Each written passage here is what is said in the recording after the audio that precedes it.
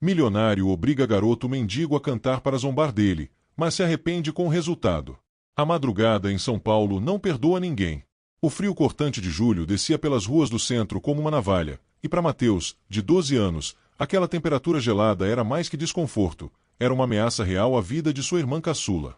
Debaixo do viaduto do Anhangabaú, num cantinho improvisado entre papelões e cobertores rasgados, Mateus escutava o som que mais o assombrava no mundo, a respiração pesada de Isabela. Cada vez que a menina de 7 anos tentava respirar, parecia que o ar simplesmente não chegava onde deveria chegar. Do outro lado do pequeno espaço que chamavam de lar, Conceição se mexia inquieta no sono. A mãe dos dois havia perdido a visão numa infecção que se espalhou anos atrás, mas compensava essa perda com uma sensibilidade impressionante. Mesmo dormindo, suas mãos procuravam no escuro, checando se os filhos estavam ali, se estavam respirando, se estavam vivos. Teu, Isabela chamou com a voz fraca, usando o apelido carinhoso que só ela sabia pronunciar daquele jeito. Não consigo parar de tossir. Mateus se arrastou até ela, sentindo o concreto gelado arranhar seus joelhos magros. Quando tocou a testa da irmã, o coração despencou. Estava em brasa. A lembrança da consulta no posto de saúde da semana passada voltou como um soco no estômago. O médico, um homem de olhos cansados e jaleco manchado, não havia usado palavras bonitas. Pneumonia começando, moleque. Ela precisa de antibiótico urgente e alimentação adequada. Sem isso, o corpo dela não vai ter energia para se defender. Antibiótico. Alimentação adequada. Palavras que soavam como luxo inalcançável quando o jantar da noite anterior tinha sido meia fatia de pão doce que uma senhora jogou na caixa de papelão onde pediam ajuda. Isa, escuta aqui, Mateus sussurrou, ajeitando o cobertor fino nos ombros da irmã. Hoje eu vou conseguir. Vou trazer remédio e comida quente. Juro pela nossa mãe e pelo nosso pai que está no céu. Ele beijou a testa quente de Isabela, sentiu a mão de Conceição encontrar a sua no escuro e apertar com uma força que dizia tudo sem precisar de palavras. Em seguida, saiu para enfrentar mais um dia na cidade que nunca dormia. O carrinho de catador, feito de arame soldados e rodas desencontradas, era seu companheiro de batalha diária. Mateus empurrou aquele esqueleto de ferro pelas ruas que começavam a acordar, mergulhando de cabeça numa rotina que já conhecia de cor, a humilhação disfarçada de trabalho. Antes de continuar a nossa história, me diga de qual cidade está nos assistindo. O dia foi uma sequência de pequenas derrotas. As lixeiras dos bairros nobres pareciam ter sido vasculhadas por outras pessoas antes dele chegar. Os porteiros o expulsavam com uma agressividade que parecia aumentar a cada semana. No farol da Paulista, tentou vender chicletes, mas um grupo de adolescentes mais velhos tomou sua mercadoria e ainda o empurrou para o meio-fio. A fome do próprio estômago era uma dor constante, mas era a imagem de Isabela se contorcendo de febre que não saía da cabeça. Essa lembrança o impedia de simplesmente desistir e se jogar numa praça qualquer. Quando o sol começou a se pôr, Mateus tinha nas mãos apenas algumas moedas. Mal dava para comprar um pãozinho francês. O desespero tinha gosto de ferro na boca, e o cansaço pesava nos ombros como uma mochila cheia de pedras. Foi nesse momento de quase desistência que ele se encontrou perdido pelas ruas elegantes dos jardins. De repente, parou em frente ao restaurante Vila Toscana. As janelas enormes revelavam um mundo que parecia de outro planeta. Luz dourada, pessoas impecavelmente vestidas erguendo taças de vinho, cortando pedaços suculentos de carne que brilhavam sob molhos aromáticos. O cheiro que escapava toda vez que alguém abria a porta era quase uma agressão física. Mateus ficou ali parado, do outro lado da rua, não sentindo inveja, mas uma curiosidade quase científica. Era como observar animais exóticos num zoológico, um mundo completamente diferente do seu, mas um mundo onde havia comida de verdade. Ele sabia exatamente o que aconteceria se tentasse entrar. Seria posto para fora antes mesmo de atravessar a porta. Mas a tosse de Isabela ecoava na memória, e a promessa que havia feito pesava mais que o medo da vergonha. Não queria esmola, queria apenas as sobras. O que aquelas pessoas deixavam no prato seria um banquete para sua família. Juntando os últimos pedaços de coragem que ainda tinha, atravessou a rua, encheu os pulmões de ar e empurrou a porta de vidro. O impacto foi instantâneo. O calor, o perfume misturado com aroma de comida, o som suave de um violino e, principalmente, os olhares, todos os olhares grudados nele, como se fosse uma mancha de tinta numa tela branca. O maitre, um homem alto e elegante num terno perfeito, se aproximou com um sorriso gelado no rosto. Perdão, jovem senhor. Acredito que se confundiu de endereço. A entrada de serviço fica na parte de trás, para fornecedores. O sarcasmo na palavra senhor doeu, mas Mateus não recuou. Moço, começou com a voz tremula, não quero confusão. Só queria saber se sobrou alguma comida, qualquer coisa mesmo. É para minha irmã, ela tá muito mal. Antes que o maitre pudesse dar a resposta fria que já ensaiava na cabeça, uma voz jovem e arrastada cortou o ar do salão. Deixa o Carlos. O garoto me parece divertido. Eu resolvo isso aqui. Era Bruno, um rapaz que mal devia ter 20 e poucos anos, mas que carregava a arrogância de quem nunca precisou lutar por nada. Cabelos escuros penteados com gel importado, relógio suíço no pulso, roupas que custavam mais do que uma família inteira gastaria em meses. Estava acompanhado de um grupo de amigos com a mesma aura de riqueza entediada. Bruno fez um gesto desinteressado com a mão, como quem chama um animal de estimação. Chega mais perto. Vem cá, pequeno mendigo. Ouvi dizer que tá passando necessidade. Mateus sentiu o sangue subir ao rosto numa onda de vergonha que queimava por dentro. Mas pensou em Isabela, engoliu o orgulho que o pai havia tentado ensinar e caminhou devagar até a mesa. O cheiro da comida era tão intenso que chegou a sentir tontura. Havia pratos com salmão grelhado, risotos cremosos, massas com cogumelos caros, e havia sobras. Muitas sobras que iam direto pro lixo. Sim, senhor. Qualquer restinho já serve, sussurrou, mantendo os olhos grudados nos pratos.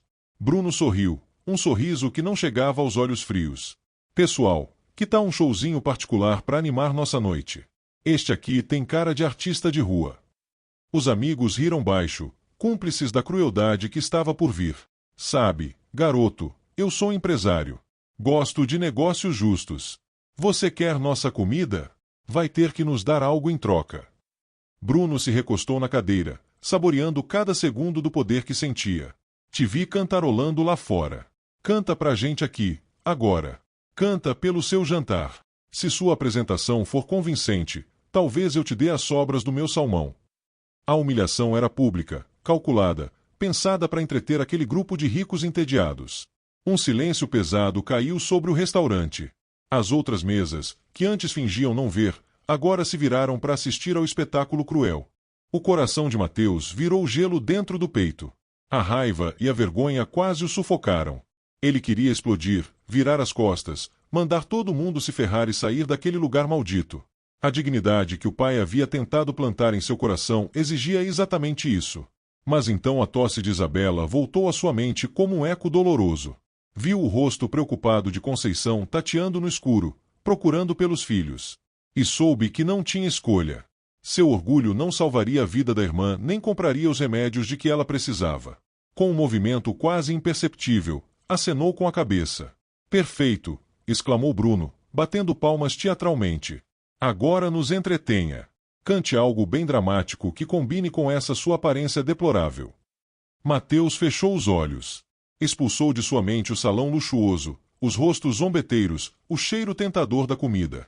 Se transportou para longe dali, pro cantinho escuro do viaduto, pros braços da mãe nas noites quando a solidão dela era tão real que ele conseguia quase tocar.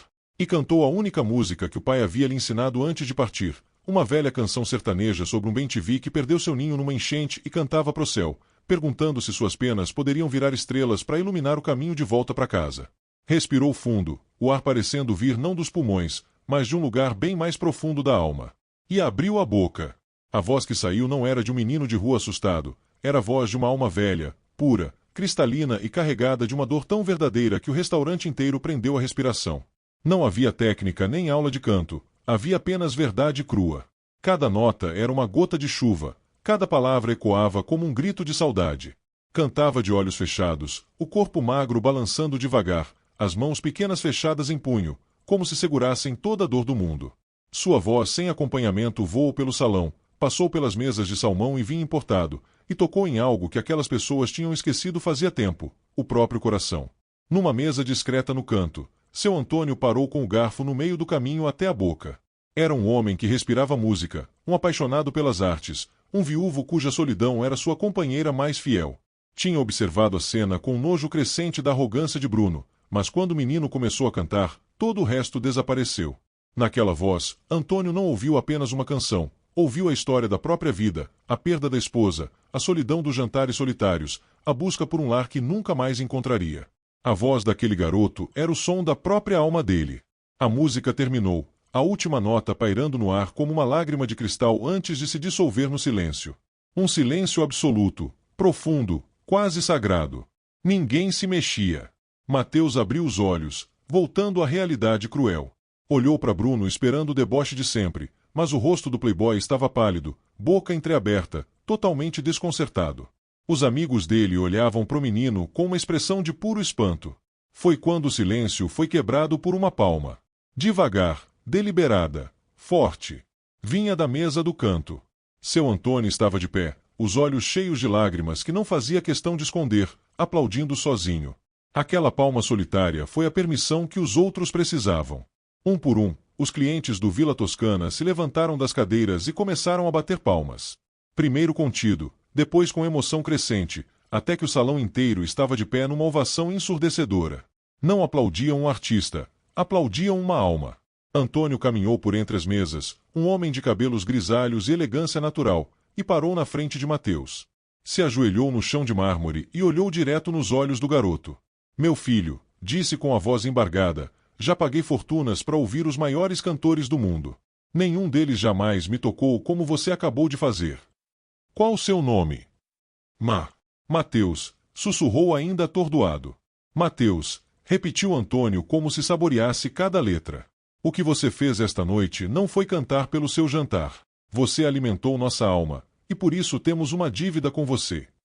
Se levantou e, com uma voz que todos podiam escutar, declarou: Carlos, a partir de hoje, Mateus e sua família têm crédito vitalício neste restaurante. A conta sempre será minha. Então se virou para a mesa de Bruno, que agora o encarava com ódio puro. E quanto a estes senhores, a conta deles também é minha. É o mínimo que posso fazer para compensar a vergonha que nos fizeram passar. Colocou uma mão firme e protetora no ombro de Mateus.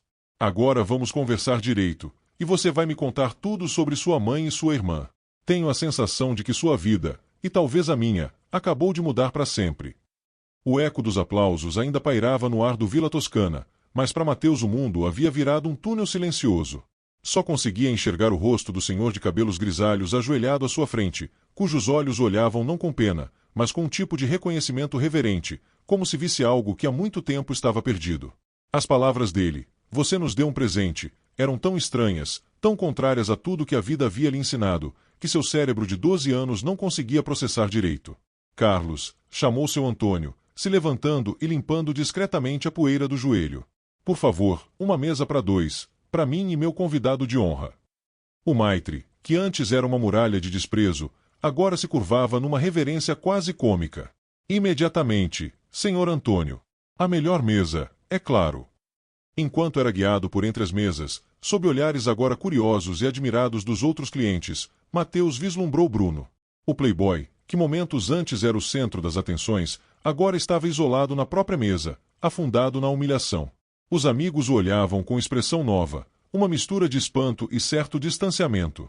O rosto de Bruno estava vermelho de raiva, os olhos grudados em Mateus com um ódio cristalino.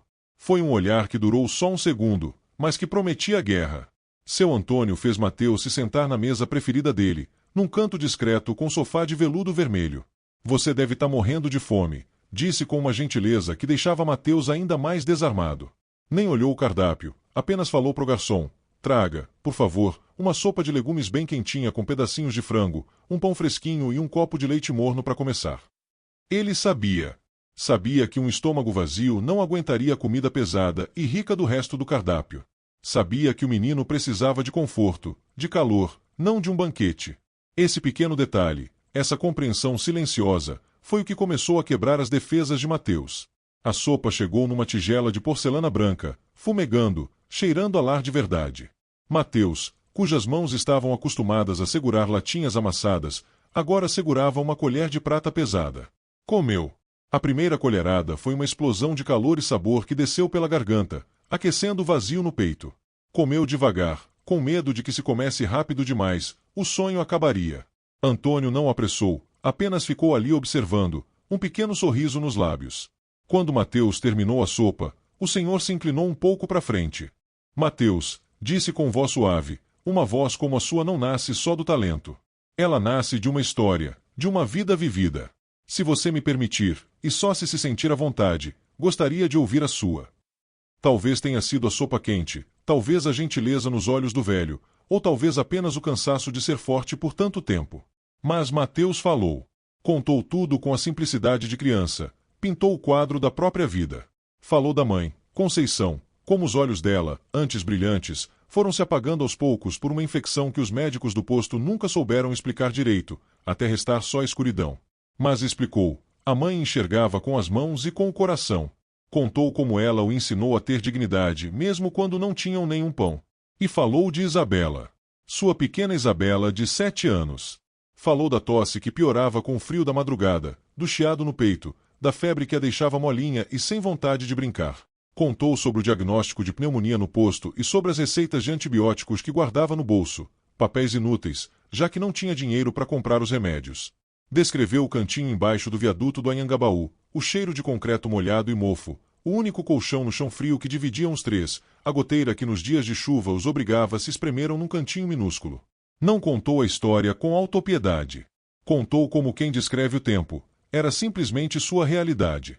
Seu Antônio ouvia cada palavra, o rosto antes sereno agora marcado por uma dor profunda. Cada detalhe da vida de Mateus era um tapa na cara da própria existência de luxo e solidão. Ele, que reclamava do silêncio da mansão vazia, agora se envergonhava diante de um menino cujo maior medo era o silêncio da respiração da irmã. Quando Mateus terminou, o silêncio voltou à mesa, mas agora era um silêncio diferente. Era um silêncio de comunhão, de entendimento verdadeiro. Mateus, disse Antônio com a voz embargada, seu pai te ensinou a ter honra, sua mãe te ensinou a ter força. E você? Você tem alma de rei num corpo de menino. Fez um sinal pro motorista que esperava do lado de fora. Agora termina esse leite. Tá na hora de te levar para casa e conhecer sua família. A viagem dos jardins até a região central foi uma jornada entre planetas. Mateus, sentado no banco de couro macio de um BMW que deslizava silencioso pelas ruas, olhava para fora e via o próprio mundo com outros olhos. As ruas esburacadas, os prédios descascados, os rostos cansados das pessoas nos pontos de ônibus. Era tudo o que ele conhecia. Mas visto de dentro daquela bolha de luxo, a dureza e injustiça de tudo aquilo ficavam ainda mais evidentes. Quando o carro parou em frente ao viaduto do Anhangabaú, o motorista olhou para Antônio pelo retrovisor com incredulidade. O velho senhor apenas acenou com a cabeça. É aqui, disse Mateus em voz baixa. Desceram. O cheiro de concreto úmido e esgoto a céu aberto atingiu Antônio, um homem acostumado a ambientes climatizados e perfumes importados. Ele não vacilou. Seguiu Mateus por um caminho de terra batida até o cantinho improvisado. Lá dentro, a cena era ainda mais desoladora do que ele imaginara. Conceição estava sentada no colchão, costurando a luz de uma vela, os dedos se movendo com lentidão dolorosa. Isabela estava deitada ao lado, encolhidinha, a respiração um chiado audível mesmo de longe. Filho, é você? Perguntou Conceição ao ouvir os passos, a cabeça se erguendo, os olhos sem visão voltados para a escuridão. Sou eu, mãe. E trouxe ajuda. Antônio entrou no pequeno espaço, sua figura alta e elegante parecendo preencher tudo. Olhou para a dignidade no rosto cego de Conceição, para a fragilidade de Isabela, e sentiu o coração se despedaçar. Dona Conceição, começou com uma voz cheia de respeito que raramente usava, meu nome é Antônio. Seu filho hoje me deu uma lição sobre coragem e sobre arte, e gostaria de tentar retribuir. Com delicadeza infinita, se sentou num caixote de madeira, o único assento disponível, e contou a ela o que acontecerá no restaurante. Não falou como um homem rico oferecendo caridade. Falou como um avô orgulhoso descrevendo o neto que acabará de descobrir. Conceição ouvia, a costura esquecida no colo, lágrimas escorrendo pelo rosto sem que percebesse.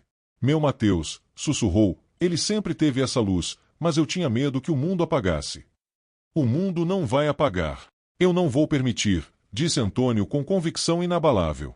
Dona Conceição, não estou aqui para oferecer esmola. Estou aqui para propor uma solução.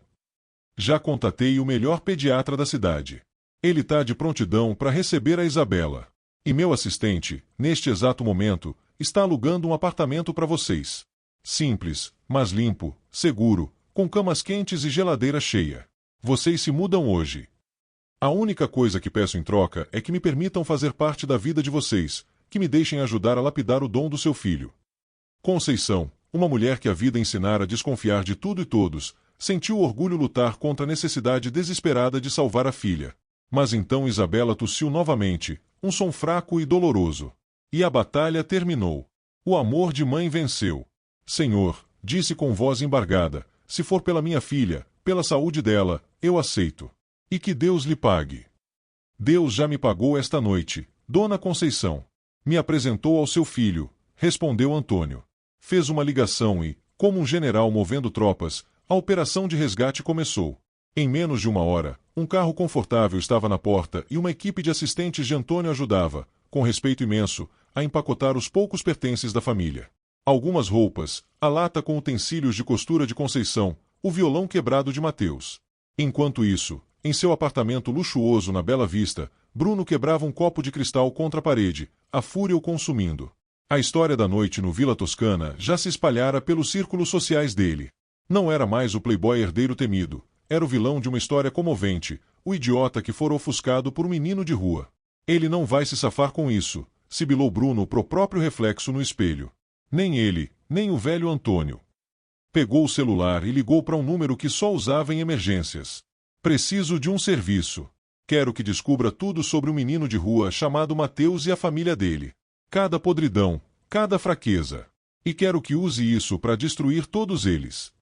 A primeira noite da família no apartamento novo foi surreal. Era um lugar simples, de 2 quartos, num prédio modesto na Liberdade, mas para eles era o Palácio de Versalhes. Isabela, após ser levada à clínica e receber a primeira dose de antibiótico, dormia pela primeira vez numa cama de verdade, o peito subindo e descendo com uma calma que Conceição não via há meses. Conceição explorava cada canto do apartamento com as mãos, tocando as paredes lisas, a textura do sofá, a torneira da cozinha de onde saía água limpa e cristalina. E Mateus ficou parado no meio da sala, olhando para a geladeira cheia, para os lençóis limpos, para a luz que vinha do teto e não da chama de uma vela. A promessa que fizera para Isabela naquela madrugada havia sido cumprida de um jeito que jamais poderia ter sonhado. Na manhã seguinte, Antônio os visitou. Não veio de mãos vazias, trouxe um médico para avaliar Conceição. E para Mateus trouxe um presente especial. Um violão. Não era novo, era um instrumento simples, de segunda mão, mas com cordas novas e perfeitamente afinado. Um artista precisa da sua ferramenta, disse Antônio entregando o violão para Mateus. Mateus pegou como se fosse um objeto sagrado. Tocou as cordas e o som que saiu era limpo, forte, cheio de promessas. Era um momento de paz, de esperança pura, um novo começo. Mas enquanto Mateus tocava o primeiro acorde de uma vida nova, a campainha do apartamento tocou. Conceição foi atender. Na porta estavam 2 funcionários do Conselho Tutelar, um homem e uma mulher com expressões sérias e uma prancheta nas mãos. Bom dia, disse a mulher. Viemos averiguar uma denúncia anônima sobre a situação de 2 crianças em guarda irregular. Antônio se levantou, o rosto fechando como uma tempestade. Olhou para Conceição e Mateus, que haviam congelado no lugar. A arma de Bruno havia sido disparada, e o alvo era o coração daquela família recém-formada. A chegada dos funcionários do Conselho Tutelar foi como uma bomba de gelo explodindo na pequena sala aquecida do apartamento. O ar, antes cheio da esperança de um novo começo, ficou denso, pesado, carregado de uma desconfiança oficial que era, em muitos aspectos, mais cruel que a indiferença da rua. A conselheira, uma mulher chamada Vera, de olhar cansado e gestos metódicos, se sentou na cadeira da mesa de jantar, que agora parecia mesa de interrogatório. Abriu a prancheta e começou o interrogatório oficial. Ao lado dela, um homem mais jovem permanecia em silêncio, apenas observando, o que era ainda mais intimidante. Senhor Antônio, Dona Conceição, começou Vera com voz neutra, estamos aqui para averiguar uma denúncia anônima. As alegações são sérias. Falam de situação de guarda irregular, de uma mãe com deficiência visual que, segundo a denúncia, não teria plenas condições de garantir a segurança dos menores. E da influência de um terceiro, o senhor, que poderia ser questionável. Seu Antônio, que chegará minutos após a ligação desesperada de Conceição, sentiu a fúria subir como uma onda gelada e controlada. Sabia perfeitamente de onde vinha aquela denúncia. Era o veneno de Bruno, usando a máquina do Estado como arma pessoal. Mas foi Conceição quem respondeu primeiro. Estava sentada no sofá, as mãos trêmulas no colo, mas quando sua voz soou, não tinha tremor nenhum. Tinha a força de séculos de maternidade.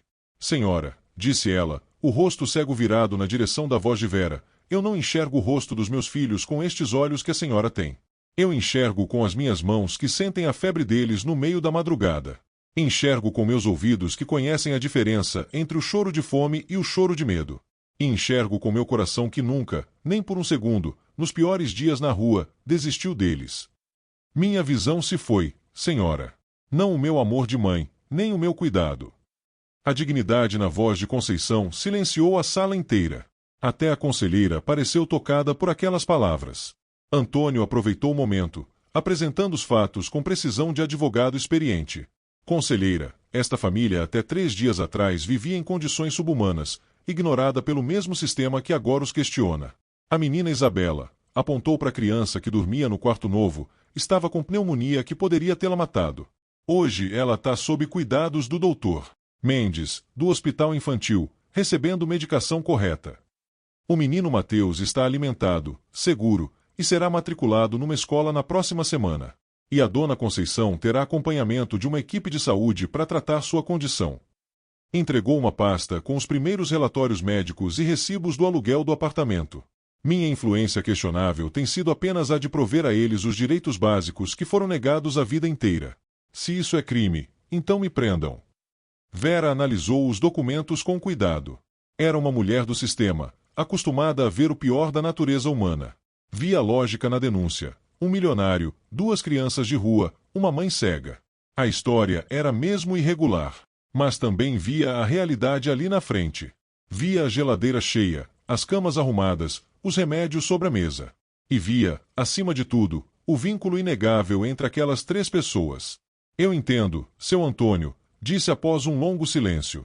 O ambiente, à primeira vista, parece adequado e benéfico para os menores. Mas a denúncia foi feita e sou obrigada a abrir processo de averiguação. Um relatório completo será encaminhado para o juiz da vara da infância. Ele vai decidir os próximos passos. Até lá, faremos visitas regulares, sem aviso prévio, para acompanhar a situação. E um conselho, disse olhando diretamente para Antônio, sugiro que o senhor regularize sua posição legal em relação a eles o mais rápido possível. Boa vontade, infelizmente, não tem valor jurídico. A visita terminou, mas a ameaça permaneceu pairando sobre eles como uma espada. A alegria do lar novo havia sido manchada pela ansiedade de poder perder tudo a qualquer momento. Ele não vai parar, disse Conceição quando ficaram sozinhos. Aquele rapaz do restaurante, ele tem maldade nos olhos. Não, ele não vai parar, concordou Antônio, o rosto endurecido pela raiva.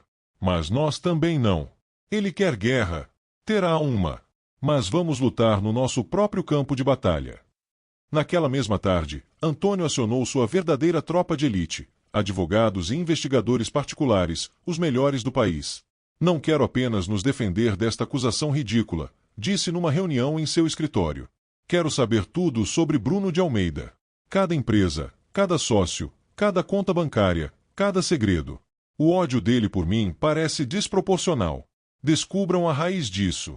Ninguém ameaça minha família e sai impune. Enquanto a contra-investigação começava, Antônio focou na outra frente de batalha, a alma de Mateus. Sabia que a melhor forma de lutar contra a humilhação que o menino sofrerá era fortalecer seu dom, transformá-lo de fonte de vergonha em fonte de orgulho. Levou Mateus para conhecer o maestro Campos. O apartamento do velho professor, no último andar de um prédio antigo na Consolação, era um caos de livros, partituras e poeira, dominado por um piano de cauda preto imponente. Campos, um homem pequeno de cabelos brancos desgrenhados e olhos que pareciam perfurar a alma, os recebeu com impaciência ranzinza. Então, este é o diamante bruto que você encontrou na sarjeta, Antônio, disse circulando Mateus como um comerciante de cavalos avaliando um potro. Vamos ver se brilha ou se é só um pedaço de vidro quebrado. Cante, menino. Intimidado, Mateus cantou a mesma canção do restaurante. Sua voz crua e cheia de emoção ecoou pela sala bagunçada. Quando terminou, o maestro ficou em silêncio, rosto impassível. Terrível, decretou, completamente indisciplinado. Você joga as notas fora como se fossem lixo. Sua respiração é um desastre. Sua postura é um insulto à arte do canto. O coração de Mateus despencou. Olhou para Antônio envergonhado. Mas, continuou o maestro se aproximando e cutucando o peito de Mateus com o dedo fino e ossudo, aqui dentro há um anjo chorando. Há uma verdade que a maioria dos cantores que treino, com toda a técnica perfeita, jamais terá. Você não canta, sua alma canta através de você. E isso, meu caro menino, é raro. Virou-se para Antônio. Ele é um desastre e é genial. Vai me dar um trabalho infernal. Eu aceito. As aulas eram um tormento. Maestro Campos era um tirano. Exigia exercícios de respiração que deixavam Mateus sem ar, escalas repetidas até a perfeição, lições de teoria musical que pareciam língua alienígena. Sua dor te deu o sentimento, gritava ele. Agora eu vou te dar a arma para expressá-la, para que sua dor não seja um sussurro, mas um trovão que abala o mundo. Houve momentos em que Mateus quis desistir, mas Antônio estava sempre lá. Não assistia às aulas, mas o esperava no final. No caminho de volta, no carro silencioso, conversavam. Antônio contava sobre a falecida esposa, Helena, uma pianista. Ela também não tinha técnica perfeita, dizia com um sorriso triste. Mas quando tocava Chopin, até os anjos paravam para ouvir. Ela dizia que música era a única oração que Deus nunca se recusava a escutar. Acho que vocês dois teriam se dado muito bem. Nessas conversas, Mateus começou a ver Antônio não mais como um senhor benfeitor, mas como um amigo, um avô de verdade. E Antônio via em Mateus a centelha de vida e paixão que pensava ter perdido para sempre.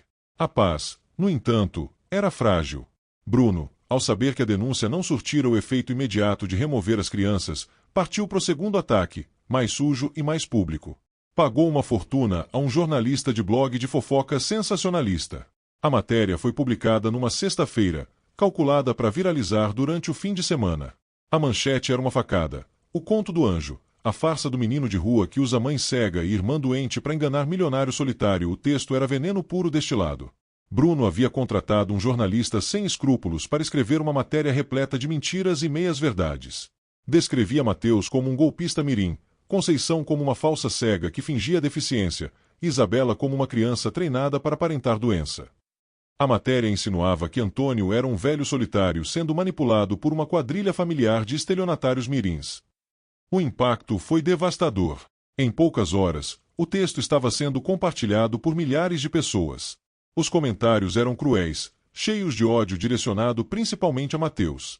Chamavam-no de mentiroso, aproveitador, vagabundo. Algumas pessoas chegaram a publicar ameaças. Mateus leu a matéria no celular que Antônio havia dado para ele, e cada palavra era como um soco no estômago. Correu para o quarto e se trancou, recusando-se a sair mesmo quando Conceição bateu na porta, preocupada. Eu sabia que era bom demais para ser verdade, sussurrou para si mesmo, encolhido no canto da cama. Eu não mereço isso. A gente não merece isso. Antônio, por sua vez, estava furioso. Reuniu-se imediatamente com sua equipe de advogados. Quero uma ação por difamação e calúnia. Quero esse blog fechado. E quero Bruno de Almeida processado até não sobrar nada, rugiu, batendo o punho na mesa. Mas seu advogado principal, doutor Henrique, balançou a cabeça com expressão sombria. Antônio, isso vai demorar anos na justiça. E enquanto isso, a reputação do menino está sendo destruída em tempo real. Precisamos de algo mais rápido, mais efetivo.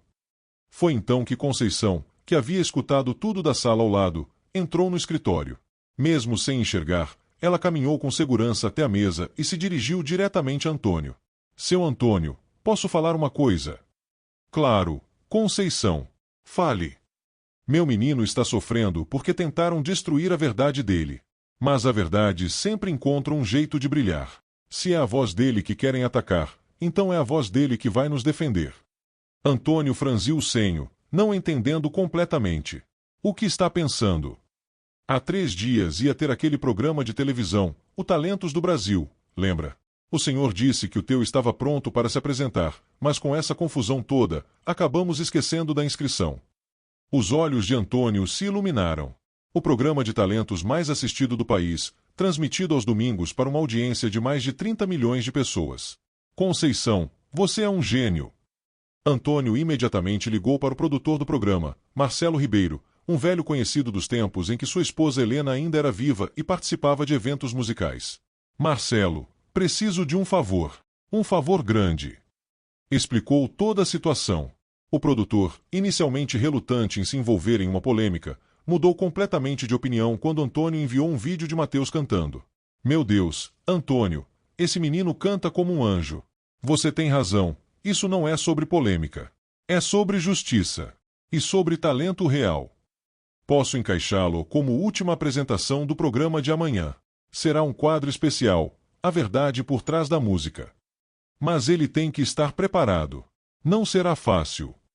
Antônio correu para o quarto de Mateus e bateu na porta. Mateus, abra por favor. Tenho uma proposta para você.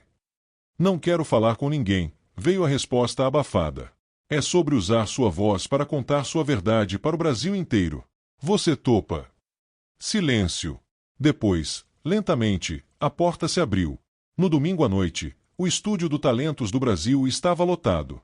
Marcelo Ribeiro havia preparado um quadro especial, explicando toda a situação para o público antes mesmo de Mateus subir ao palco. Senhoras e senhores, vocês já devem ter visto nas redes sociais a polêmica envolvendo um menino de 12 anos chamado Mateus. Acusações graves foram feitas contra ele e sua família. Hoje, ele está aqui para contar sua verdade da única forma que sabe, através de sua voz. Mateus entrou no palco acompanhado de Conceição, que o guiou até o centro. Isabela, já recuperada graças aos cuidados médicos que Antônio providenciou, estava na primeira fileira ao lado do padrinho adotivo. O menino estava visivelmente nervoso. Suas mãos tremiam, e por um momento pareceu que fugiria. Mas então olhou para a mãe, que mesmo não podendo vê-lo, sorriu e acenou encorajadoramente. Pode ir, meu filho. Mostre para eles quem você realmente é. Mateus se aproximou do microfone. O estúdio estava em silêncio absoluto. Meu nome é Mateus. Eu morei na rua com minha mãe e minha irmã. Passei fome, passei frio, passei vergonha. Mas nunca menti sobre quem eu sou. Sua voz, mesmo falada, tinha uma qualidade hipnótica que prendia a atenção. Um dia, um homem me humilhou num restaurante. Me fez cantar por comida. Eu cantei porque minha irmã estava morrendo e eu faria qualquer coisa para salvá-la. Hoje, vou cantar de novo. Mas agora canto porque escolho cantar. Porque essa é minha verdade. E começou a cantar. Não a música sertaneja que havia aprendido com o pai, mas uma versão emocionante de Imagine, de John Lennon, arranjada especialmente pelo maestro Campos. Sua voz, lapidada por meses de treino intenso, mas ainda carregada de toda a emoção crua de suas experiências, ecoou pelo estúdio como um trovão suave. Cada nota carregava peso, cada palavra tinha significado. Quando chegou ao refrão, sua voz se elevou de uma forma que fez o público inteiro se arrepiar. Pessoas começaram a chorar na plateia. Até mesmo os jurados, conhecidos por sua dureza, estavam visivelmente emocionados. Mas o momento mais poderoso veio no final, quando Mateus improvisou uma estrofe final que não existia na música original. Imagine se você pudesse ouvir a voz que vem da dor real. Imagine se pudesse sentir como é ter fome de verdade. Não sou mentira, não sou engano, sou apenas um menino que canta para que minha família tenha um lugar onde possa sonhar. Quando a última nota morreu no ar, o estúdio explodiu em aplausos. O público inteiro se levantou em uma ovação que durou mais de 5 minutos. Os jurados estavam de pé, aplaudindo com lágrimas nos olhos. Mas foi o que aconteceu depois que mudou tudo definitivamente. Marcelo Ribeiro se aproximou de Mateus com o microfone. Mateus, antes de ouvir os comentários dos jurados, temos uma surpresa. Durante sua apresentação, mais de 2 milhões de pessoas assistiram à transmissão ao vivo pela internet. E elas tiveram uma reação muito especial. Uma tela gigante desceu no palco, mostrando em tempo real os comentários das redes sociais. Esse menino é um anjo. Chorei do primeiro ao último minuto. Bruno de Almeida deveria ter vergonha. Mateus, você é um herói. Que voz! Que história! Que lição! Mas não é só isso, continuou Marcelo. O blog que publicou a matéria difamatória contra você já removeu o texto e publicou um pedido público de desculpas. E mais, uma vaquinha online criada espontaneamente pelos telespectadores já arrecadou mais de R$500 mil para ajudar outras famílias em situação similar à sua. Mateus mal conseguia acreditar no que estava ouvindo. Olhou para o público, para a mãe que chorava de alegria, para Isabela que aplaudia entusiasmada, para Antônio que o observava com orgulho paternal. A jurada principal, Fernanda Lima, se aproximou do microfone com os olhos ainda marejados. Mateus, em 15 anos julgando talentos neste programa, nunca vi nada igual ao que acabamos de presenciar. Você não apenas canta, você comunica a verdade. Você não é apenas um talento, você é uma lição de dignidade. É unanimidade entre os jurados. Você está automaticamente classificado para a final do programa, que acontecerá no próximo mês. O público explodiu novamente. Mas Fernanda ergueu a mão pedindo silêncio. E temos mais uma notícia. A gravadora Som Universal, que é nossa parceira no programa, quer oferecer um contrato de gravação para você. Não porque você é uma história interessante, mas porque você tem um dos talentos mais genuínos que já ouvimos. Nas semanas que se seguiram, a vida da família mudou completamente, mas de forma muito diferente do que haviam imaginado. Mateus se tornou uma sensação nacional, mas não como um fenômeno de curiosidade, e sim como um artista respeitado. O maestro Campos, orgulhoso de seu aluno, deu uma entrevista memorável. Eu ensino técnica há 40 anos. Mas esse menino me ensinou que a técnica sem alma é apenas barulho organizado. Ele nasceu para isto. Bruno de Almeida, por sua vez, enfrentou as consequências de seus atos. A investigação que Antônio havia encomendado revelou que ele havia desviado dinheiro da própria empresa familiar para sustentar um vício em jogos. O escândalo destruiu sua reputação nos meios empresariais, e ele acabou sendo expulso da empresa pelo próprio pai. Mas a vingança mais doce veio de forma inesperada. No dia em que Mateus gravou seu primeiro single profissional, uma versão de Bridge Over Troubled Water que se tornaria um clássico nacional, ele recebeu uma ligação. Era Bruno, pedindo desculpas. Mateus, eu não consigo dormir há semanas. O que eu fiz com você foi imperdoável. Mateus, agora com 13 anos e uma maturidade que impressionava todos, ouviu em silêncio. Você quer se desculpar de verdade? Perguntou finalmente. Sim, qualquer coisa. Então use seu dinheiro, sua influência, para ajudar outras crianças que estão na situação que eu estava. Não por mim. Não para se redimir. Mas porque é o certo a fazer. Bruno ficou em silêncio por um longo momento. Você me perdoa. Eu te perdoo. Mas isso não muda o que você fez. Muda apenas quem eu escolho ser. 6 meses depois, o auditório do Teatro Municipal de São Paulo estava completamente lotado. Era a primeira apresentação solo de Mateus, agora conhecido nacionalmente apenas como Mateus, a voz do coração. Na primeira fileira, Conceição usava um vestido elegante, o primeiro vestido novo que ganhará em anos. Isabela, completamente curada e crescida, vibrava de animação ao lado de Antônio, que havia se tornado oficialmente o tutor legal das crianças. Nos bastidores, Mateus ajustava o terno que o maestro Campos havia insistido que usasse. Lembra-se do que te ensinei, menino, disse o velho professor. Técnica é o corpo da música. Mas a alma? A alma vem do coração, completou Mateus, sorrindo. Quando subiu ao palco, uma salva de palmas o recebeu. Mas quando começou a cantar, uma música original que havia composto sobre esperança e segundas chances, o silêncio no teatro era quase religioso. Sua voz, agora treinada e poderosa, mas ainda carregada de toda a verdade emocional que a havia tornado especial, ecoou pelas paredes históricas como uma oração. No meio da apresentação, entre uma música e outra, Mateus parou e se dirigiu ao público. Há 1 ano, eu cantei pela primeira vez para conseguir comida para minha família. Hoje, canto porque descobri que música é uma ponte. Uma ponte que conecta corações, que conecta dores, que conecta esperanças. Cada um de vocês que está aqui tem uma história. Alguns passaram dificuldades como eu, outros não. Mas todos nós temos sonhos. E sonhos não conhecem classe social. Quero dedicar esta última música a todos os meninos e meninas que estão nas ruas hoje, cantando por um prato de comida. A todos os pais e mães que lutam todos os dias para proteger seus filhos. A todos que acreditam que todo mundo merece uma segunda chance. E cantou. Cantou como se sua voz pudesse alcançar cada pessoa ferida, cada sonho perdido, cada coração que precisava de esperança. Quando terminou, o público não apenas aplaudiu, eles choraram, riram, se abraçaram. O teatro inteiro se transformou numa grande família celebrando não apenas o talento de um menino, mas a prova viva de que a bondade ainda existe no mundo. Mais tarde, na festa após o show, Antônio puxou Mateus para um canto. Estou orgulhoso de você, filho. Era a primeira vez que ele o chamava assim diretamente. Mateus sentiu os olhos se encherem de lágrimas. Você salvou nossa família, disse Mateus. Não, respondeu Antônio, sorrindo. Vocês me salvaram. Vocês me lembraram que família não é sobre sangue. É sobre escolha. E eu escolho vocês todos os dias. Enquanto isso, do outro lado do salão, Conceição segurava a mão de Isabela e sorria ouvindo as risadas das pessoas ao redor. Mãe, sussurrou Isabela, agora nós realmente temos uma casa, não é? Sempre tivemos uma casa, minha filha, respondeu Conceição. Casa é onde há amor. E onde há amor, sempre há música. E aí, pessoal? Esperamos que tenham gostado dessa história incrível do Mateus.